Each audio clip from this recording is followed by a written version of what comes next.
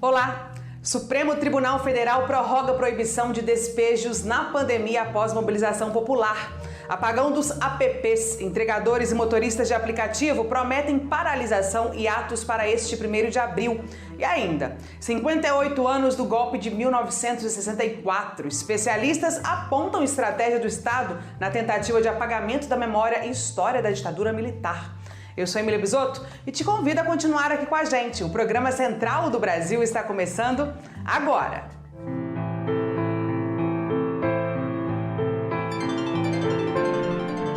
Central do Brasil.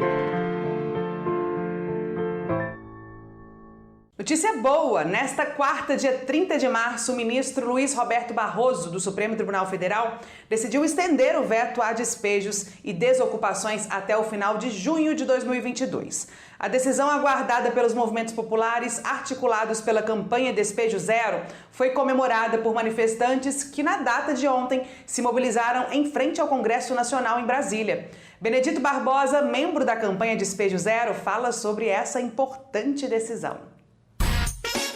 Embarque imediato.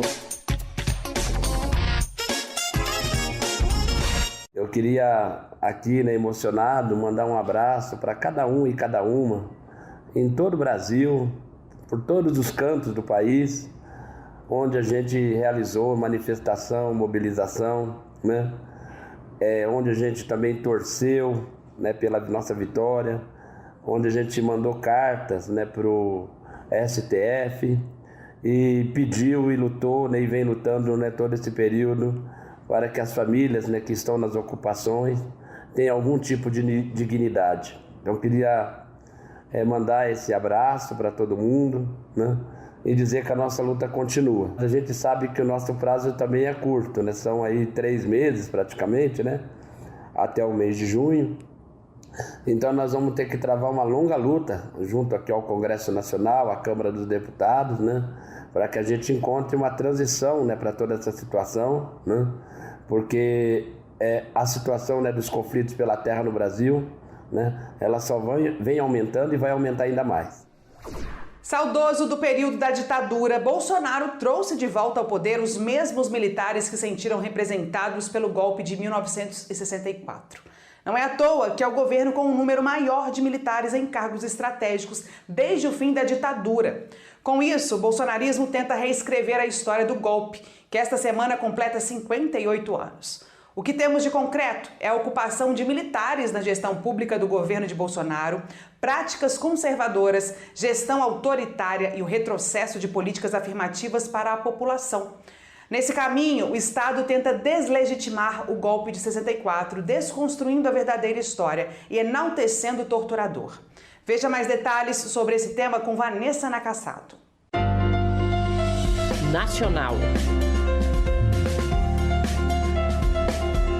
Na semana em que o Brasil relembra os 58 anos do golpe de 1964, especialistas se mostram preocupados com a memória dessa data. Segundo o professor de História, Reginaldo Dias, há um esforço do governo Bolsonaro em ressignificar este período.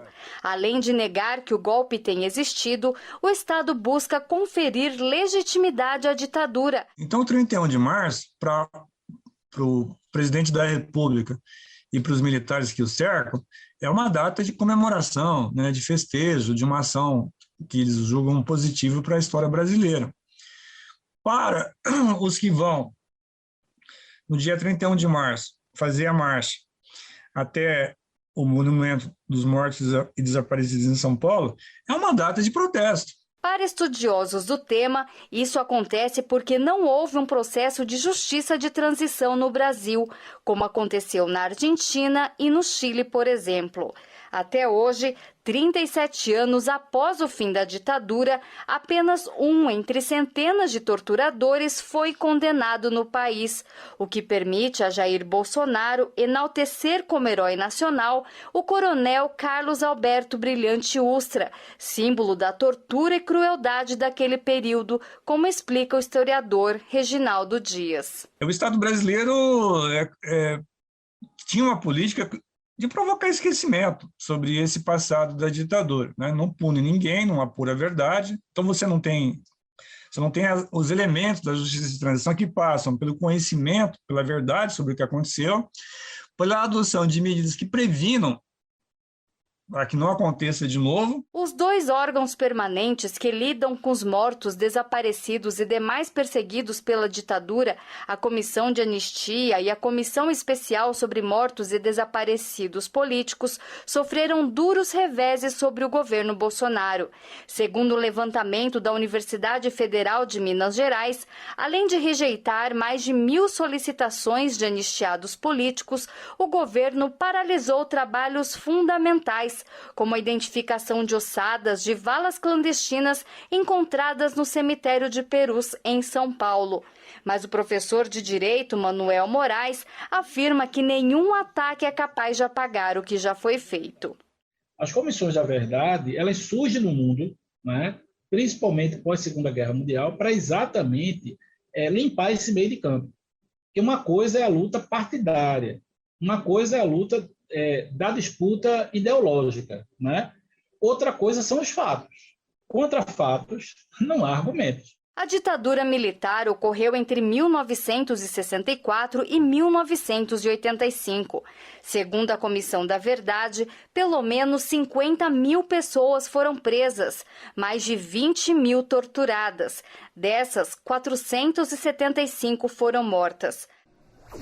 Está prevista para amanhã, 1º de abril, mais uma mobilização da classe trabalhadora. Desta vez, entregadores e motoristas de aplicativos planejam parar as atividades para levar adiante o apagão dos apps. O protesto acontecerá em diversas cidades brasileiras e visa chamar a atenção para as condições precárias de trabalho que os profissionais enfrentam cotidianamente.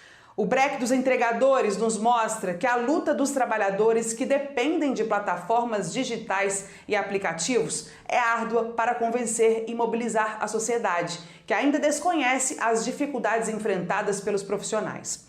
Abel Santos, vice-presidente da Associação de Motofretistas e Entregadores de Aplicativos do Distrito Federal, fala sobre mais esta mobilização.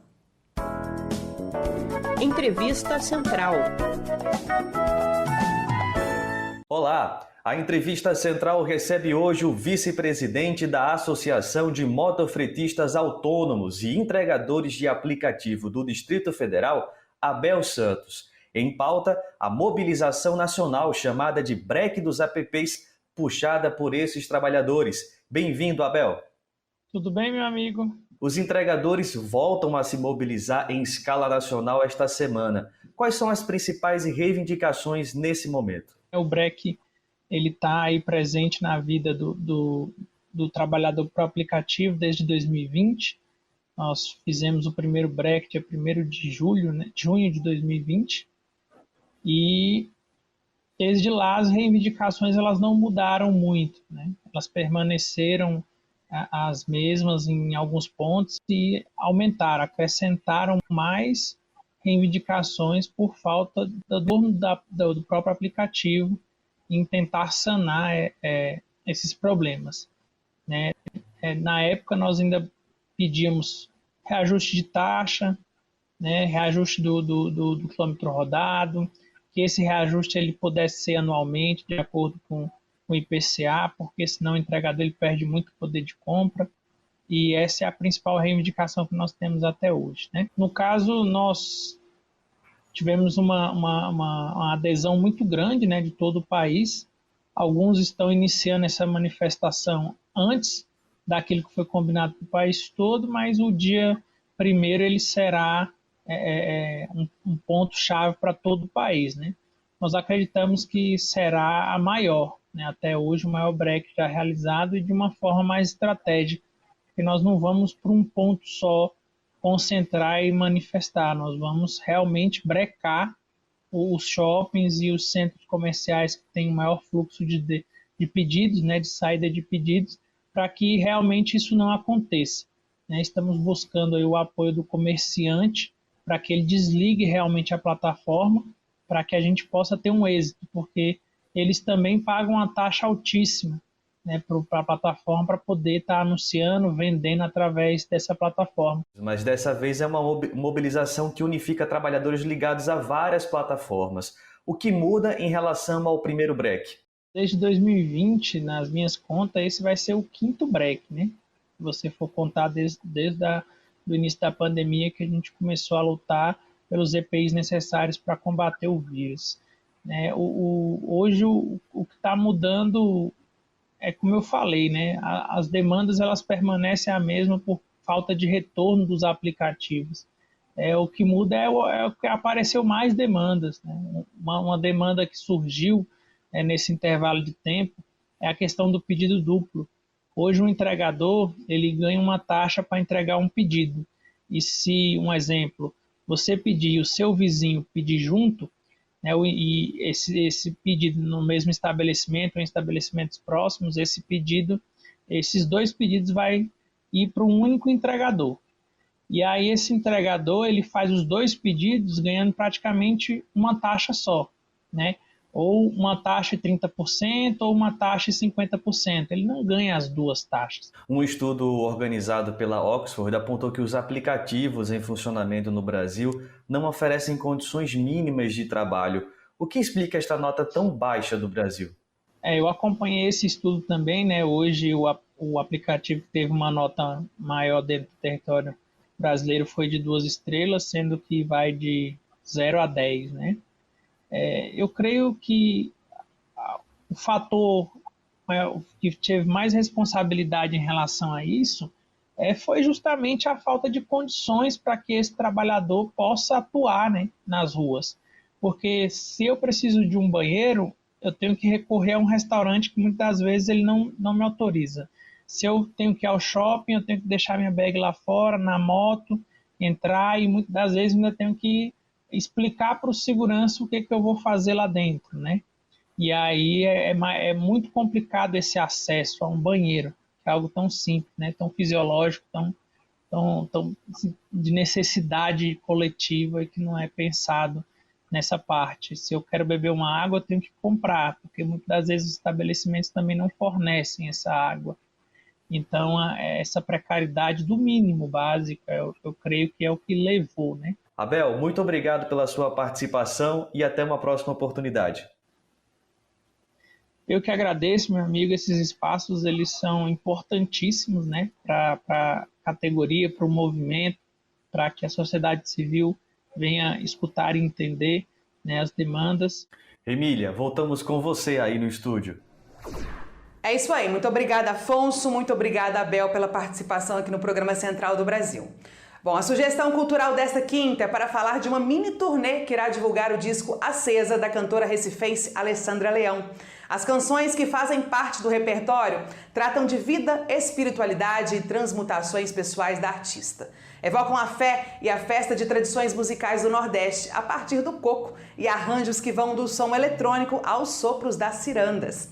O show chega em primeira mão dia 31 de março em João Pessoa, amanhã em Recife e no dia 2 de abril lá em Fortaleza. Parada Cultural. Sou quem amava, sou quem amo e amarei.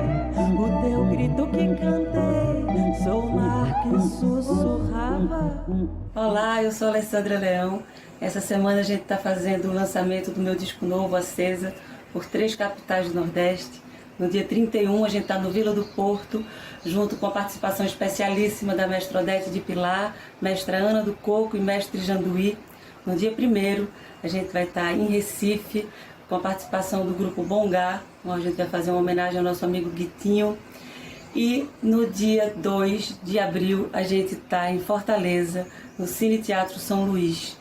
No palco comigo, Tamiri Silveira, Sofia Freire e Guilherme Castrup. Esperamos todo mundo para celebrar, dançar e se pôr em movimento. Axé para nós, um beijo grande. Bom, o Programa Central do Brasil está chegando ao fim, mas antes de encerrar, aproveito para te lembrar que também estamos no YouTube.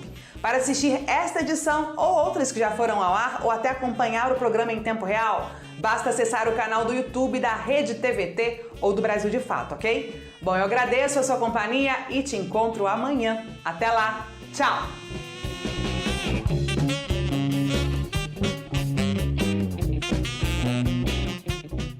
Central do Brasil, a rede de comunicação dos movimentos populares.